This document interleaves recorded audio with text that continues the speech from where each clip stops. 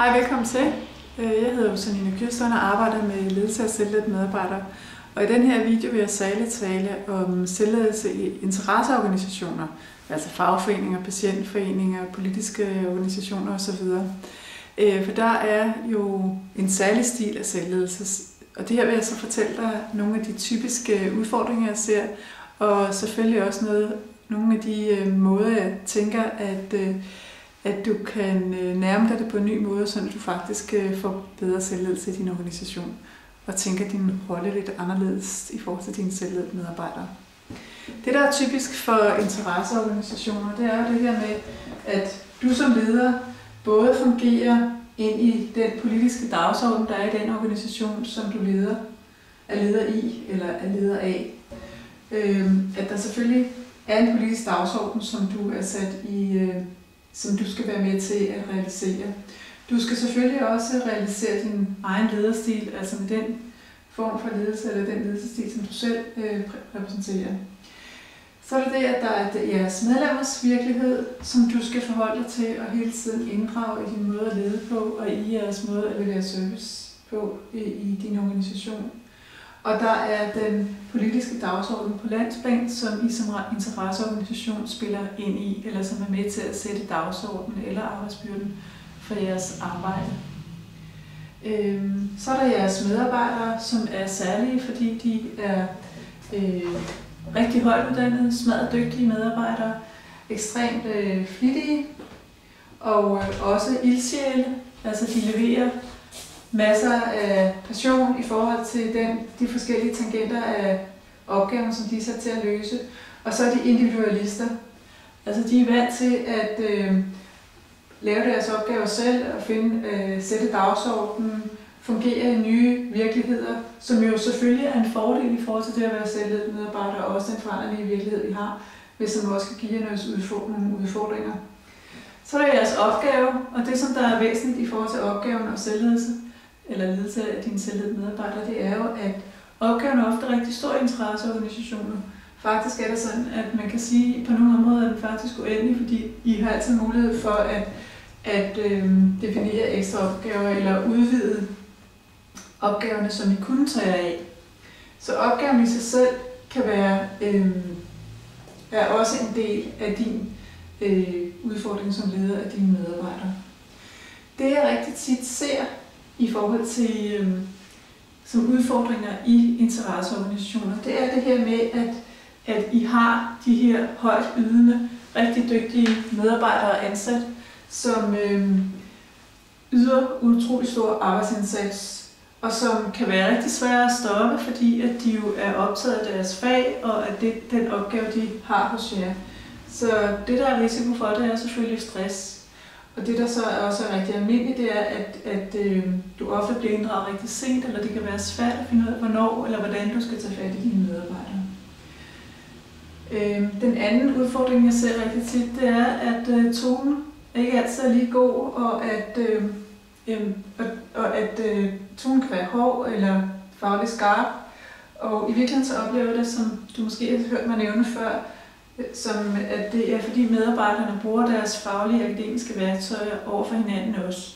Og det er jo simpelthen ikke det, der virker, hvis man skal få et godt samarbejde op at køre. Så hjælper det ikke noget at være fejlfindende eller spidsfindig. En akademisk fornærmelse kan være pakket nok så smukt ind som et kompliment, men kan svige og gøre utrolig ondt og ødelægge enhver form for fællesskab eller mulighed for samarbejde på sigt. Så at klæde medarbejderne på til at have en anden tone indadtil, end de har ude til, en rigtig vigtig del af det at arbejde med selvledelse og samskabelse. Det er jo det, som jeg også arbejder med, når du har en interesseorganisation, hvor du har selvledelse.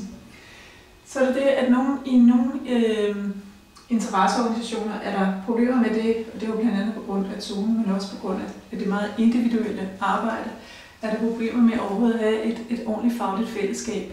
Altså at have en følelse af at høre til arbejdspladsen. Altså selvom man i virkeligheden definerer sig selv i rollen i organisationen, så er det sådan, at man alligevel ikke føler sig som en del af et fællesskab på arbejdspladsen.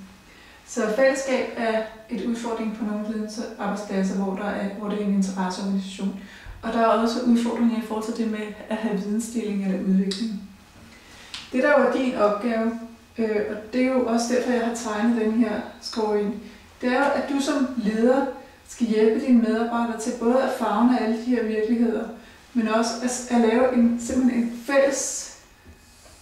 en fælles ordning af det, sådan at I kan se, hvor du som leder ønsker, at de helt overordnet skal bevæge sig hen.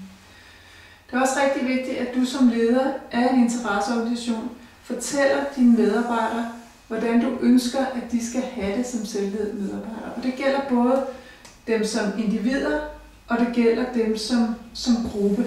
Altså at de som gruppe kan se, hvordan du ønsker det, at de skal have det. Ofte vil der være formuleringer af den politiske dagsorden, eller at organisationen i forhold til den landsdagsordenen, altså det, der er politisk, hvor I passer ind. Det vil der være formuleret visioner for, men det er rigtig sjældent, at jeg ser, at du som leder, fordi det hjælper ikke noget, det kun er din overordnede organisation, at du som leder har formuleret en vision for, hvordan dine medarbejdere skal have det i din afdeling, og hvordan de skal have det i fællesskabet. Altså både hvordan de har det individuelt, og hvordan de har det i fællesskabet. Det som jeg ofte også oplever, det er, at det er en utrolig lettelse, hvis I som arbejdsplads får italesat nogle af de her almindelige, kendte udfordringer, som vidensarbejdspladser har, og særligt interesseorganisationer, fordi at det gør, at både ledere og medarbejdere kan se, at det hører til den her type af organisering, til jeres type af opgaver, til jeres type af organisation, med det at håndtere også jeres medlemmers meget foranderlige eller svære virkelighed måske, som stiller nogle ekstra krav til dine medarbejdere. At der er nogle helt kendte udfordringer, fordi det gør, at både medarbejdere og ledere bliver sat fri i det at føle skyld over, at der er nogle ting, der er svært. Lige så snart vi forstår, at der hører med til typen af organisation og til typen af arbejde, så bliver begge parter, både ledere og medarbejdere, sat fri til at handle på en ny og mere konstruktiv måde. Det er min opfattelse, at det at arbejde med medarbejdernes værktøjer, altså at sørge for, at de netop får værktøjer, der specifikt retter sig mod deres virkelighed og deres type af arbejde, helt specifikt i forhold til noget, der vil lette deres arbejde, at det vil gøre det bedre.